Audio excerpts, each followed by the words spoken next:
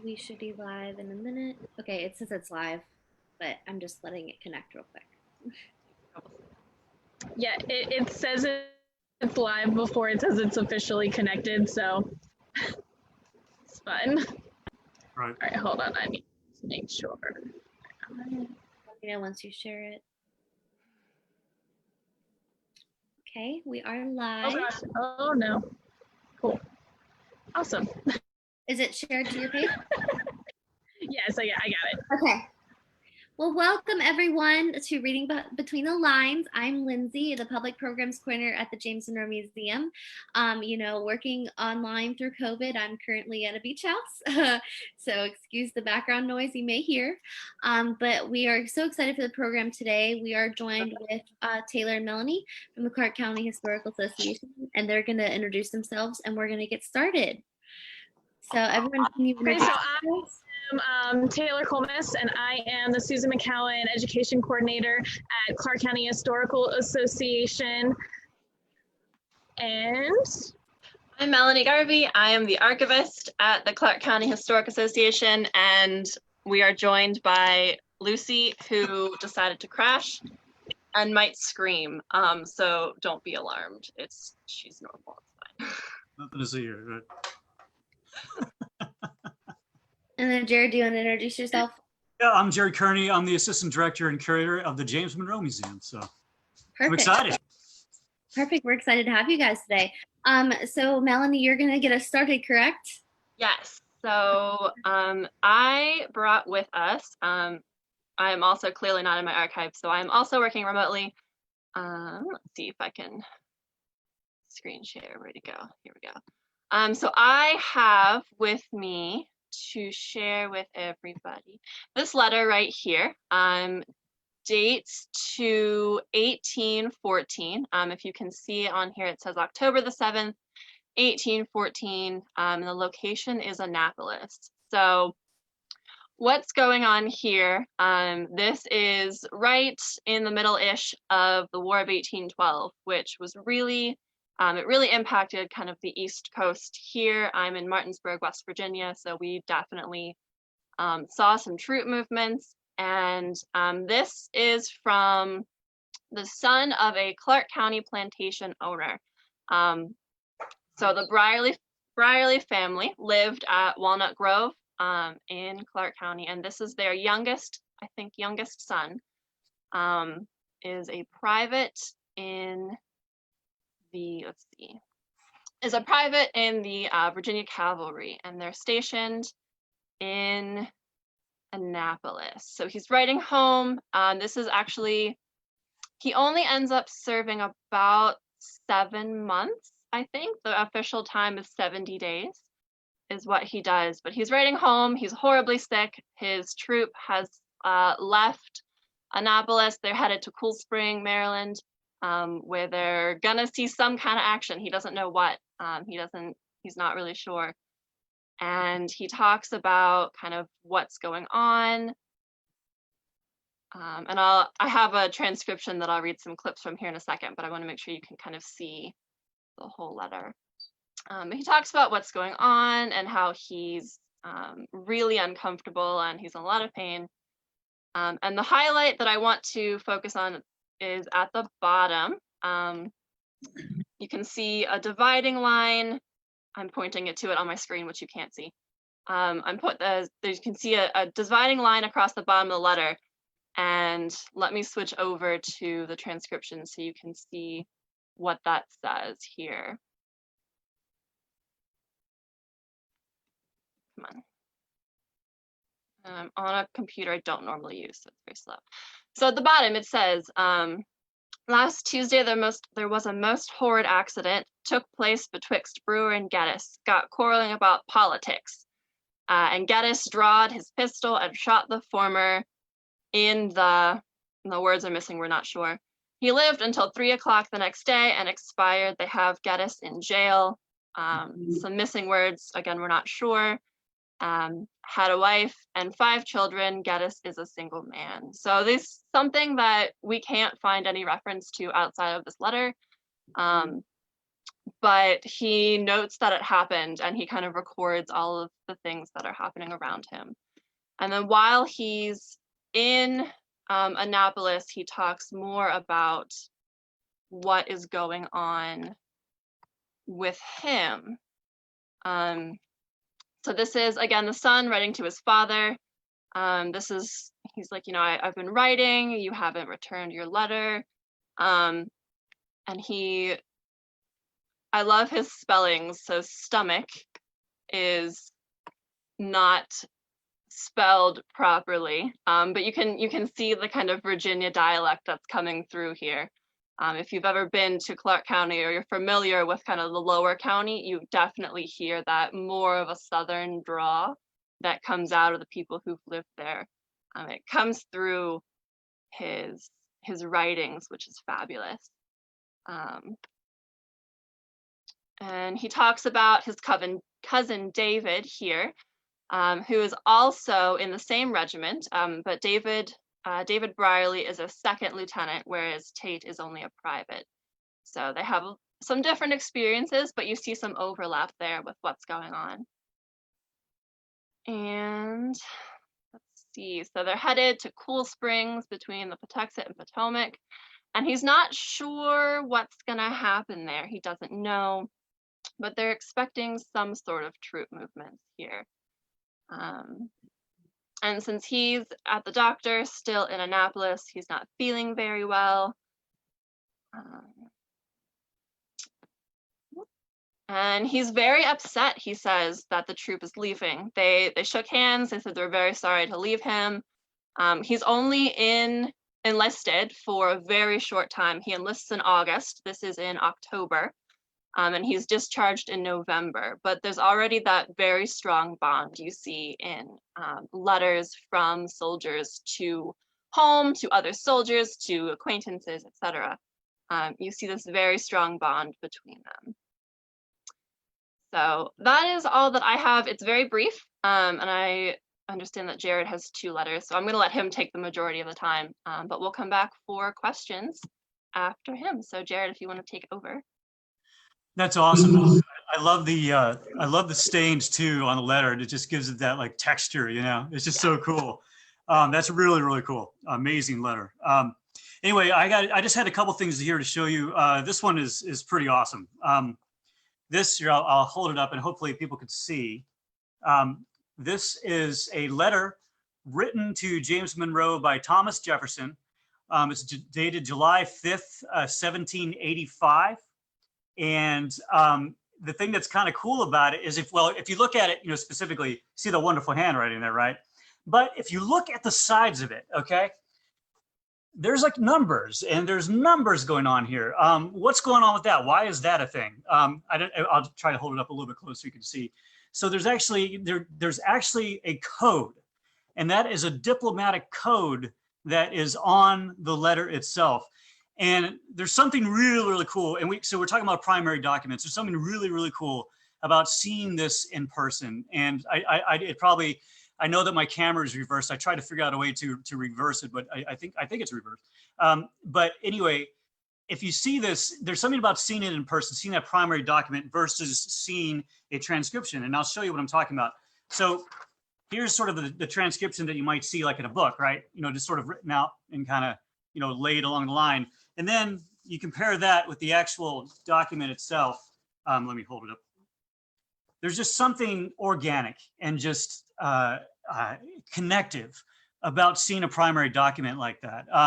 Just sort of a little bit of background, Tom, as you know, James Monroe is heading on to Paris as a diplomat shortly after this letter was written. And Thomas Jefferson was wanting to have things in diplomatic code because coding was important because, especially at that time, as we were rising as a power, well, not quite a power yet, but as we were rising as a country, we wanted to make sure everything was secure and that we weren't being, spied upon and all that sort of thing. So that's why the coding was important. And the code that is involved in here is actually, there's a numeric code. And I can read you some of the coding that it says here in the letter. Once it's decoded, it says, this will be handled, here, let me go. I'm getting old. I got to get my glasses. Hold on. This will be This will be handed to you by Mr. Franklin. He has a separate letter of introduction to you. I have never been with him enough to unravel his character with certainty. This is Thomas Jefferson talking. It seems to be, and he's talking about Mr. Franklin, as we all know who that is. It seems to be good in the main. I see sometimes an attempt to keep himself unpenetrated, which perhaps is the effect of the cause lessons of his grandfather. Interesting. His understanding is good enough for common uses, but not great enough for uncommon ones. However, you will have better opportunities of knowing him. The doctor is extremely wounded by the inattention of Congress to his applications for him. He expected something to be done as a reward. So that's sort of an interesting little insight into that whole world back then. So anyway, just one more time, I'll just show you this kind of cool letter written by Thomas Jefferson to James Monroe, written to him from Paris, and it's in code, or at least not the whole thing, but part of it is in code, very spy stuff. The other thing that I wanted to show you just real quick is when we're talking about primary documents, it's sort of the impact that primary documents can have when you're doing research, especially for students, you know, for young folks going into it. I wanted to show you this. This is a, here, let me hold it up here. Let me unravel this here. Okay, this is a commission written, and it's for James Bogard. And this is signed by James Monroe. If I can see the signature down here, it's actually signed by James Monroe. It's in 1825. And I wanted to show you this because this is actually vellum. And vellum is calfskin, right? It's vellum is not paper. This is actually, so you're actually holding up a skin. So whenever you see this and you hold it in your hand, it really, bizarrely enough, it just sort of brings that history alive when you realize that they used to make these out of actual animal skins, and you're seeing it in person, and just sort of the feel of it and the weight of it. It really just makes that connection with you. And if you don't know what I'm talking about, I really encourage you to go to a local research museum or a library that has some of these old documents and just check them out for yourself. And Melanie, I think you can agree with that. You know, absolutely. it's just, yeah, like if you, something about holding it or seeing it yourself and really sort of getting that sense, it just gives you that connection, and you really don't know until you try. But anyway, that's just what I wanted to show you right off the bat there.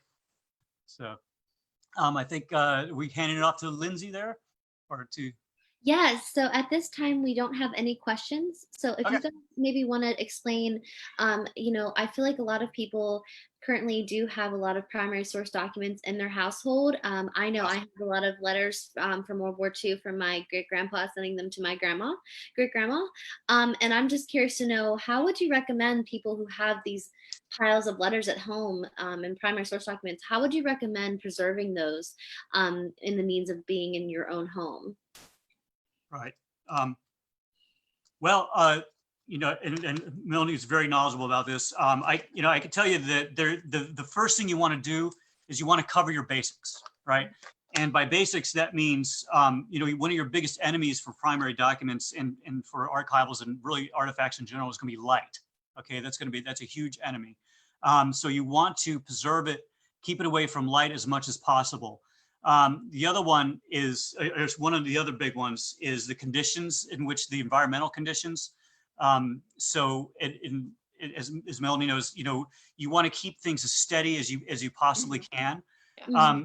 And sort of the translation of that, and Melanie, I see if you agree with this, sort of the translation of that for me is to keep the documents stored, and we could talk about aesthetic stuff in a little bit, but you want to keep, wherever you store them, you want to keep them stored in the house proper. And what I mean by that is you don't want it in the attic, and you don't want it in the basement or an outlying building. Would you say that's accurate, Melanie? Or?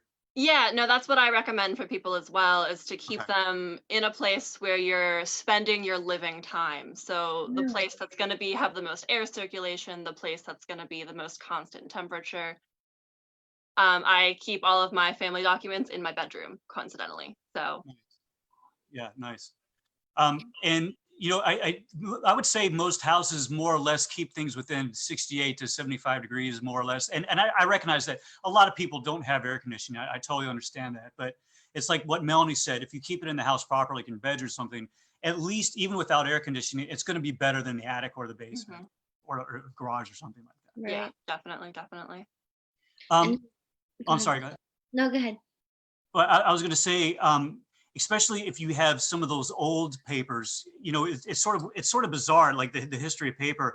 People wonder why the older papers last longer than the modern ones. And one of the reasons for that is before the mid 19th century, they were making papers out of you know, rags and linens and things like that. And one of the factors for degradation is the length of the cellulose fibers, the cellulose molecules that are in the paper.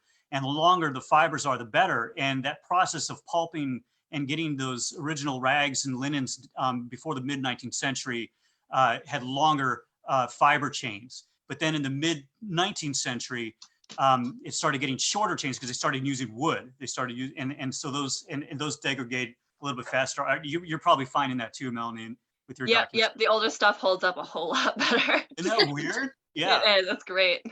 Yeah, yeah. That's one of the reasons for that. And where do you guys usually get your archival material, storage material from? We order them online. I try not to use Gaylord just because they're very expensive and our budget is very small. So Okay. I try to order local. I know, of course, the name is escaping me right now, but there's a place in Virginia. I think they're closer to Fredericksburg, actually, that Nice. I try to order from. I'll remember that name and I'll put it in the comments Okay. after this because I'm gonna have to look it up. But I try to order local and I try to order cheaper. Now, My budget's very small. what would you recommend for people who are maybe not curators who are at home? Like any sites that you'd recommend for people to maybe archive at home? Yeah. To protect their documents. I know I have a resignation letter from my family that I'd like to preserve from World War II, but I don't know where to go for that. I actually just had this conversation, so I'm gonna take this over. Yeah. So I've been keeping track on Staples and their stuff, their office supplies that they sell.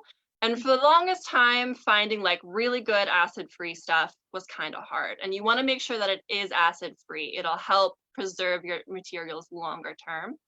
Okay. And now they have some acid-free photo sleeves that you can put in. And they have some acid-free tissue paper that you can kind of wrap things in. And I believe we finally have acid-free folders as well. Wow. And so they've come a long way. So I recommend Staples. Make sure it says acid-free on it. Do your research. So what is the importance? Jared brought up acid-free earlier. So what's the importance with that for just the general audience who may not know? Jared and Melanie. Yeah. Well, the acid, you know, the acid, of course, will degrade the cellulose fibers. And so that's really sort of one of the main issue that you're getting with it. You know, in addition to discoloration, there's also the physical deterioration. And you'll start seeing that flaking that you might see and a lot of times. And so if you have, like Melanie was saying, if you have a folder that's not acid free, that folder itself is a lot of times imbued with dyes, colorings, and things like that that will start migrating to the paper. So you want to make sure that there's as much inertness in the material it's touching as possible. And that's awesome that Staples is doing. That's a really good tip, Melanie. Seriously, it's so great. I'm so glad I had that conversation. We 2 days ago. We do have a question from Catherine. She asked, do they make most inks out of dye during the time periods of the documents that you guys come across? Well, Melanie, you want to take that one?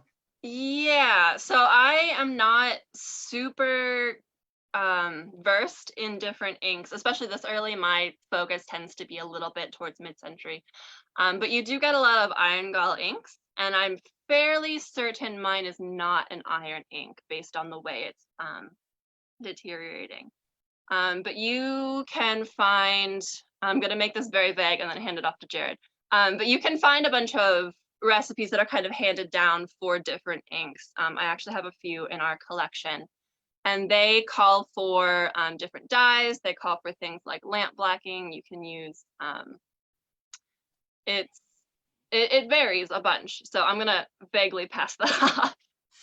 No, I know what you mean. Yeah, there's so many recipes for the inks. It's kind of hard to nail them down. I came across this one that was really cool, and it had like, I don't know, maybe like 9 different ingredients and a Oh my process. gosh. But the thing that always sticks out to me is that they love to use the wood burls, you know, Yes. like the walnut burls That's in, right. in the wood itself. And honestly, I have never actually tried to make ink, but I'm sure there's folks like reenactor folks out there that have tried to do it, and I would love to see the extraction process from those old. I will say that those old inks last a long time. You know, again, you know, it's like that old ink seems to go as long as it can Do preserve you, it. do you Yeah. find that certain inks disappear sooner than others? Do you find that there's certain ones that last longer? Melanie, do you? Yeah.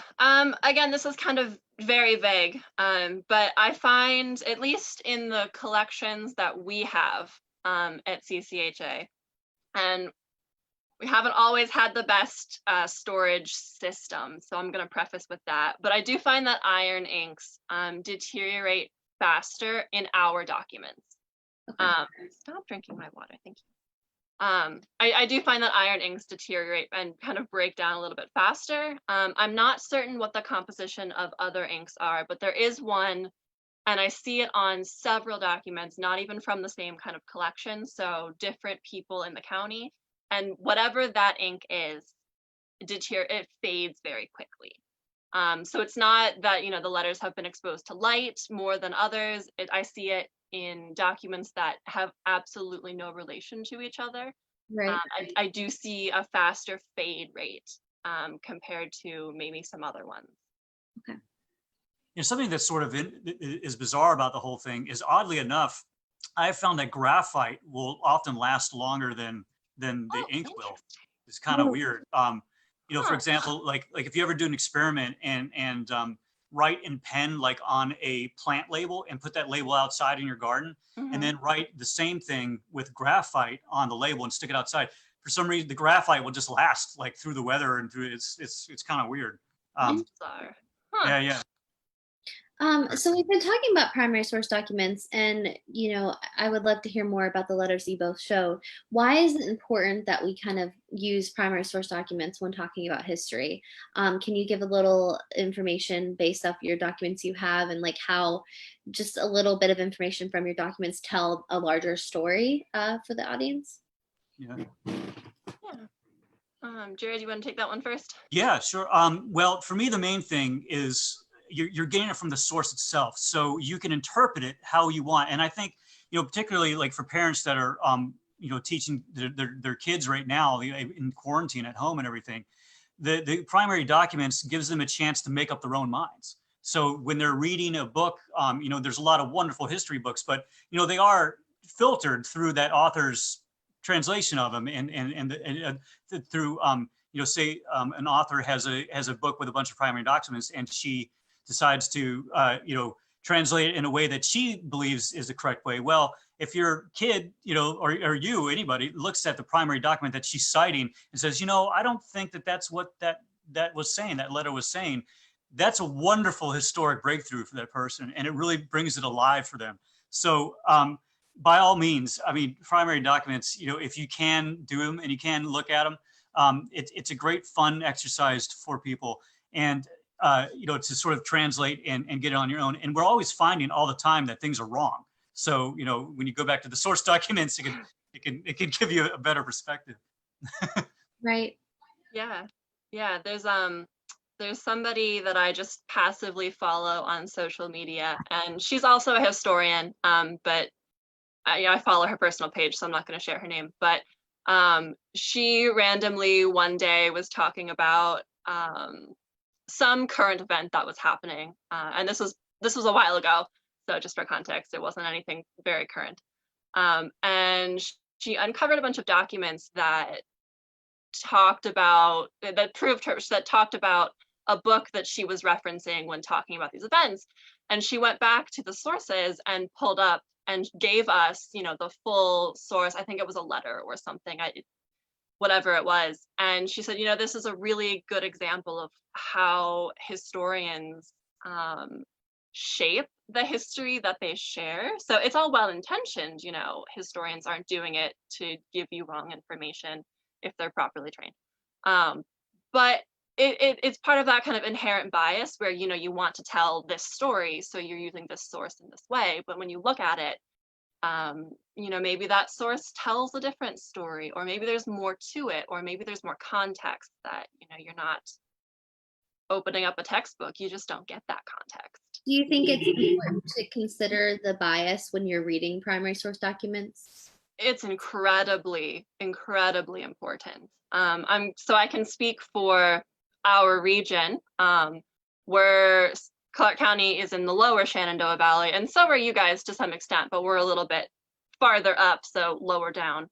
And we really have a lack of research done. And that's not to say that the research we have is wrong or incorrect in any way, but there's so little of it that you definitely need to make sure you're understanding who is writing, and what is being written about, both primary and secondary sources. So in, you know, the letter that I had here, Tate only spent 70 days in the Army during the War of 1812. I don't think that's a really solid source to be using if what you're looking for is a longer picture of the war. But if you're looking at, you know, soldiers get sick and don't actually get to see conflict, so if that's what you're looking for, then he's a really good source for you. Nice. Yeah, well put. It's exactly right. Yeah. What do you think? So currently we're dealing with a pandemic. How do you think we can currently use primary source documents to help document what's going on right now? Do you think there's importance with that? Do you think now, because of technology, that we have a different source of primary source documents now through the internet? What do you think about that? Yeah, it's fascinating, isn't it? You know, like I said, you know, the thing that you think about now, of course, is email, text, you know, everything electronic. And, you know, the problem with those is that, you know, the files change, the technology changes. So, you know, I would recommend, if you have some important information, you know, and if you have really interesting emails from, you know, family members or things like that, if you can print them out and store them in hard copy as well, you know, I think it would behoove you to do that. I mean, maybe it's not necessary, you know, maybe in the future they'll be able to uncover email, you know, files from, you know, whenever, and it doesn't, you know, from 1992, and it doesn't really matter. But as of now, you know, the things changes so quickly that you might find that they degrade electronically. So, and the, you know, anything's going to degrade, you know, electronically, hardcover or hard copy, anything is going to. But what you can do is you can do the best you can with what you have. And so, you know, if you have a you know, one of the final emails from a beloved family member or something, and you cherish that email, you know, go ahead and just print it out and store it, as we were talking about earlier. Right. Yeah, I like to tell people, so I work at a much smaller family, I don't want to say family oriented, but much smaller organization than y'all do. And so when people come in and kind of ask me these questions, I like to remind them that the research that they're doing now wouldn't be possible if the people they're researching hadn't have saved things.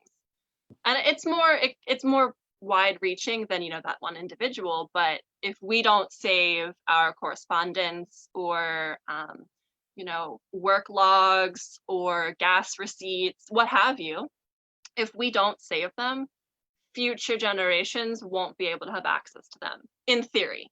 With the digital age, it's a little weird. We're not, you know, entirely certain what that exactly means in 50 years, but. Do you worry with the digital age that primary source documents may be erased because everything's saved digitally? Do you have any? Yeah, oh, sorry, finish your. That's all. It's a concern, especially for me at such a small institution where I don't have access to necessarily the same sources of funding that larger institutions have. So it's just me. I'm the archivist. There's nobody else. And so I don't know if, you know, I'm still kind of serving in this function years down the line, I don't know what that's going to mean for me. I know we're already kind of having trouble archiving social media things. I am part of a kind of a network of, I used to do social media, which is why I bring that up a lot. But I'm part of a network of social media archivists, which is a bizarre phrase. But there's been a lot of discourse lately as to like, how do you preserve the things that you're finding on Facebook and Twitter and Instagram? Because you can't really just take a screenshot and save it. Like, how do you do that? Right. And it's, I guess I'm part of the younger generation, but even for the younger generation, it's kind of weird. Like, what does that mean? Right. Definitely. Yeah, and I think the short answer is the concern real, and that's yes. I mean, it's like Melanie was saying, it's possible to degrade, and the thing is, we don't know what form it will take in the future. So it's like I said, if you can hard copy things, do it. If you can't, you do the best you can with what you have. I know us at Clarke County Historical Association, we have been trying to record everything that's going on with the pandemic through our blog. Is James Monroe done any steps to try to record anything by having like reaching out and asking people to write diaries, or to print out their emails, or to talk about their daily life that they've lived through the pandemic? No, that's a good question. Our mandate is a little bit more focused on the life and times of James Monroe in that period. But having said that, we also, translate that into modern terms. So as far as like, asking for specific blogs and things like that being recorded, we haven't done that yet, as far as I know. But we are archiving current activities as it relates to us, for sure. Through our emails and things like that. Because it's all relevant, and even though James Monroe lived all those years ago, a lot of the, it's all part of the continuum of history, and it all affects us in the modern times, and there's a lot of connections. So certainly, in that sense that, we want to keep on top of current effects and current events and how it sort of is affecting everything. We certainly are. And ironically, we are not ironically, but looking at, we talk about how history, through primary source documents, you can kind of see trends. James Monroe was governor during the influenza epidemic. So Jared, do you want to speak about a little bit about that, how we find correlations with that? And we've actually shared a document where he closed a port once because of the epidemic. Do you want to? In fact, I would highly recommend, Scott Harris did a wonderful Monroe Minute. And if you go back on our Facebook page, sorry for the blatant plug, but if you go back on our Facebook page, you could see him discussing both his governorship and previously, and there's sort of two Monroe Minutes, and previously talking about as it relates specifically to the pandemic during his, or the influenza during the pandemic during his time period. And it's really eloquent and well done. And the connections between the two, the things that he had to do back then versus the things that the governor and the Virginia government has to do now. And it's really interesting and enlightening. So I really recommend you go back after this and check out those Monroe. They're all archived on our page. Speaking of archives, so you can find them fairly easily. Yeah, it's all connected. Right. Melanie, did you want to talk about more about what CCAJ is doing, since you set it up? Yeah, I can do that. So we, as it was mentioned, we do have a very broad mandate, and that's mostly just to record the history and culture of Clarke County. And it's very varied these days. But we are trying to, I have had a few people reach out to me, which is super awesome. And we've asked for people to kind of record their experiences during the, I feel so weird calling it the first quarantine, but during the first round of quarantine, we were kind of asking people to record their experiences and, like write down anything that they thought of that was happening, take pictures, all of that stuff. And I I had someone reach out, and her kids are writing a pandemic diary, so they're gonna donate it to us when they're finished. And we're trying. It's a little bit hard. I don't live in Clarke County, so it's a kind of a occupational hazard, I guess. But we're trying to document Clarke County's shift with the virus. So we're located in Berryville, which is the town seat, the county seat, excuse me, and also the biggest kind of incorporated town in the county. And so we've been watching what the businesses are doing. I think Nathan, our director, reached out to a couple of businesses to see if we could have some of their signs. I don't know whatever came of that. He's a whole lot closer than I am. But after kind of everything either goes back into quarantine or we continue to ease up, we'll be reaching out a little bit more to the local businesses and seeing if we can have their trash, basically. Can we have those signs? I know Clarke County, or we personally have been documenting all of the signage that we've been putting up, and all the emails that are going out about COVID, we're documenting as well, and it's all going to go in one collection. And I guess that's what I mean, we've been talking about the importance of primary source documents today. Why do you both think it's important that we document what's going on right now with the current climate of our country and everything? Well, hopefully we can learn things in the future. I like to be forward looking. Yeah, I mean, there's no question. We're in a historic moment. I mean, everything's a historic moment, but we're in a particularly big one here, the one that people remember, and it behooves everyone to not forget that. And it's like Melanie and Taylor were saying, just if you can document. I like the idea of the quarantine blogs and keeping that all. That's because I'm telling you, 100 years from now, they're going to look back and they're going to be wanting and needing those kinds of things. So, oh yeah, for folks watching at home, your primary documents are not just something that you to be taken lightly, especially at this moment in time. Documenting what you can. Please, on behalf of all historians and museum people everywhere, just please do it. We would appreciate it. For real though. Taylor, do you have any final questions? I do not.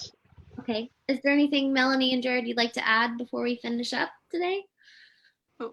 Thanks for watching. Appreciate it. Yeah. I mean, thanks. Support your local historic associations. Right. Yes, I did pin a comment for anyone who's enjoying our online content if they would like to donate today to the James Monroe Museum or the Clarke County Historical Association.